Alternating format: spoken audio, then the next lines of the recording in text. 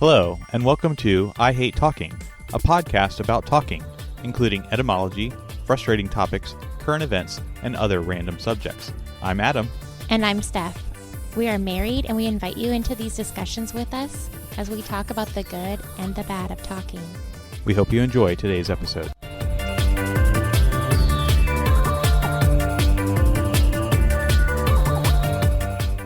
Welcome to episode 80 of I Hate Talking. Hi, everyone. Now, we'll actually do the word or phrase that I had in mind as our alternative from last time, and it actually works out because part of the theme of that particular word is Russian. Okay. Why? Well, today's word or phrase is the word blue. Like the color blue? Or the temperature of meat blue. Oh, okay. Or the feeling blue. Hmm. There might be lots of meanings of the word blue. Gonna break out into the song about blue? I actually used that song for a work presentation on personality traits. Oh, there you go. Indeed. You're going to sing it for us? No, I don't think that I would attempt that. And probably we would get demonetized or whatever. Right. So this particular word came up because I guess at some point, maybe I was discussing with our kids or somebody different shades of color and mentioned to them that in Russian, there's actually two different words for blue based on the shade. So there's actually the Russian siniy, I don't know how to pronounce Russian, but siniy, and that is dark blue, and goluboy, goluboy, for light blue. Okay. I mean, that makes so much sense because the colors are very different. Yes, I think it does make sense. I wish that we had similar words that were explicitly different in English for a dark blue and a light blue, because I do think that they are different enough that it does necessitate different words for them. I also would think the same thing for perhaps green, like a dark green or a light green are very different. And that we do have words that modify the word green or modify the word blue for the different shades, like hunter green or sky blue, where those do describe different shades of colors. But it's interesting to note that Russian speakers can often distinguish between different colors of blue much more quickly than somebody that does not actually have words for different shades of blue. And it actually can even affect their perception in terms of how they receive different colors within the blue spectrum. You mean they can tell what color something is faster, or when they're describing it, they can describe it quicker or better? So they would be able to basically look at two shades of blue and determine that they are either the same or different. And in the case of them being different, they would actually be able to come up with that conclusion faster than if there was a non-Russian speaker doing that same test. So like some of the aptitude tests where you have to determine if the colors are the same or not, to determine if you have any sight problems or anything like that, that in the instance of different shades of blue that are nearly identical, they actually can distinguish the difference faster and more accurately. And you think it's because they have a subcategory? That's the conclusion of these various scientific tests that have done these studies, is yes, that the linguistic connection in their brain actually makes them have better aptitude at color identification visually. Do you think it's like, would that be the same argument as like pink and red for us? Because I feel like technically they're the same, right? Pink is just red with a bunch of white. Yeah, and I think there's actually some languages, especially maybe the Western European languages, particularly thinking of Italian, that I don't think has a word for the color pink, and they just call that red. Huh. That's interesting. Yeah, see, that's so strange, but I believe it. And it makes sense. Like we have pink and red, and they're so different that I agree we should have a different word for blue and a different word for the greens. I guess yellow. I don't know. Yellow doesn't have that much variance, right? Like mustard yellow, pale yellow. But Yeah, I suppose that's true. So, I guess they say rosa or rosé in Italian, but not sure. I'm sure there's some Western European language that I believe does not have the word pink and does not have that as a color. Okay. So perhaps for the remainder of the episode, we can take our best guess on coming up with all the English variations of the word blue and see if we hit all the different definitions in terms of how that can be used. So we already touched on the color. Obviously, there's a whole variety of shades of blue, but ocean blue, sky blue, baby blue are some particular shades that come to my mind. Any other particular blue colors that are more impactful in your experience? I don't know. Yeah, I don't know if they're real colors, like bright blue, light blue, but I don't know. Because there would be a completely different category, right, for like the teals and all that are the bluish greens. Yeah, I think so. Teal, turquoise, those type Those of mixes. bluish greens. But this is just blue with white or black added. Yes, the shade of blue, essentially. I like midnight blue, really dark blue. That's true. There you go. So, obviously blue as a color. I mentioned blue as a temperature. So, basically, if you order your steak blue, that's a particular temperature that's even less than rare.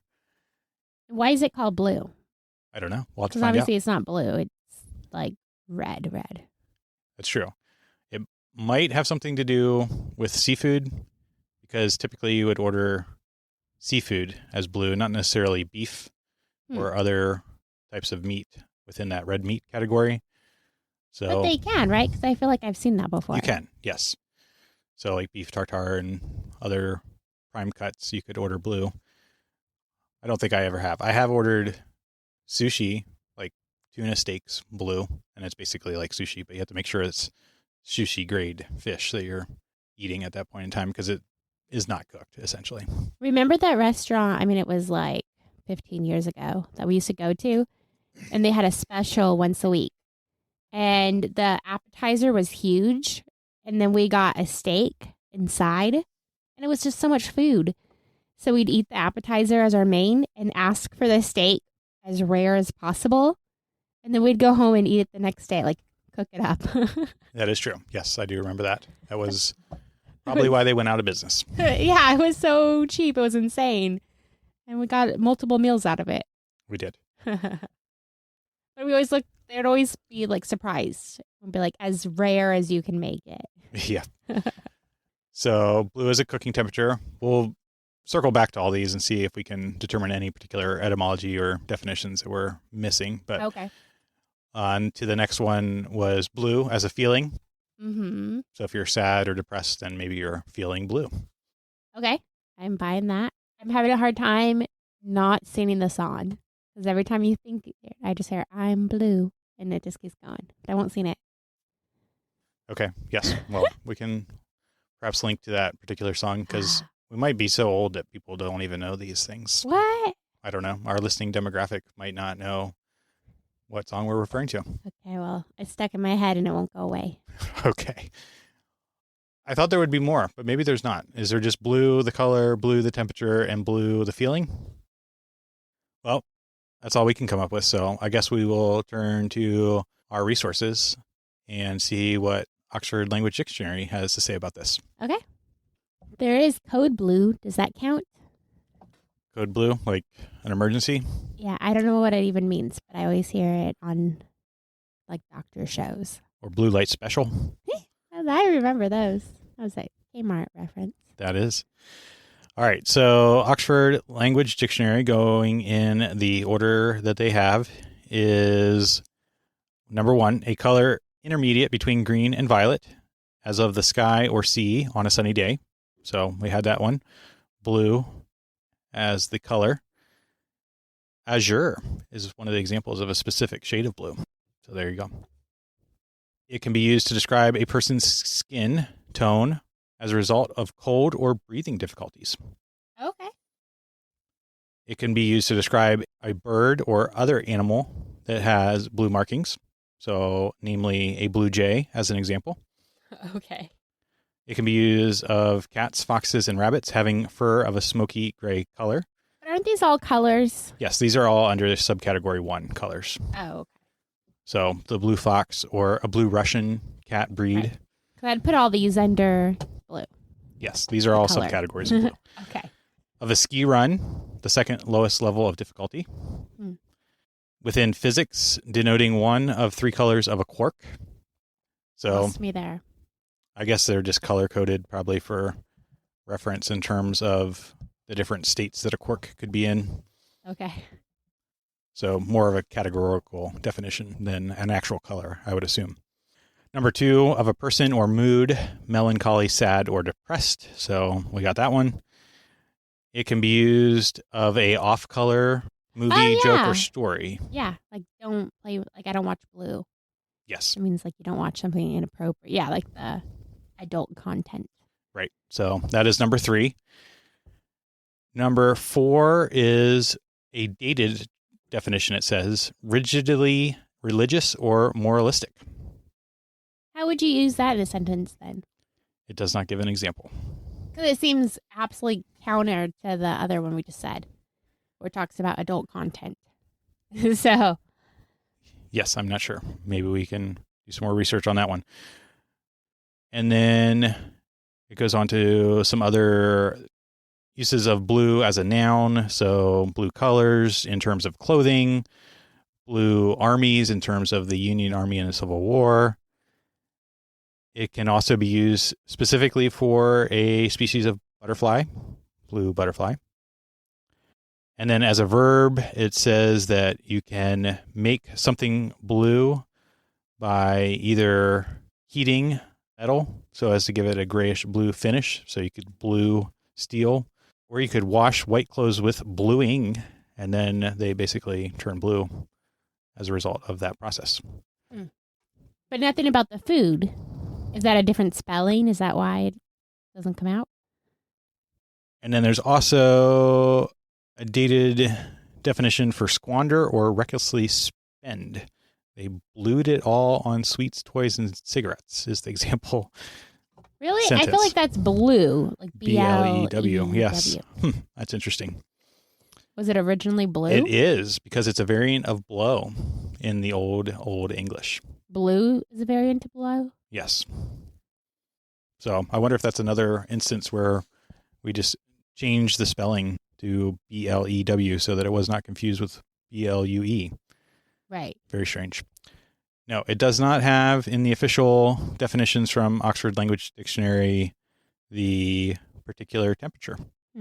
So if I Google specifically blue cooking temperature, it does come up. A blue cooked steak has an internal temperature between 110 and 115 Fahrenheit, 43 to 46 degrees Celsius for our international listeners. That's not safe. safe. It's not safe. No, not at all. Safe. It's also referred to as extra rare, I guess, in the modern day lexicon. So maybe that's why it's not in our Oxford Language Dictionary. And apparently it's called blue because the outside is seared and so little cooked that the outside of the steak actually doesn't even turn necessarily blackened or brown, that it's so little cooked that the interior of the steak sort of shines through that brown color and makes it look blue. Oh, interesting. Okay. So in case you're wondering, the USDA recommends a minimum internal temperature of 145 degrees Fahrenheit for cooked beef. So it is far outside of that particular safety standard. And in fact, rare is outside of that standard. You need to get to like medium rare or definitely medium to hit that particular safety standard. So keep that in mind if you're ordering a steak at a questionable restaurant. Or just susceptible to food poisoning. That's true. So a little bit of a shorter episode, but hopefully one that you found interesting and entertaining on all the different variations of blue, as well as the interesting anecdotes about Russian and the fact that they have 2 different words for different shades of blue.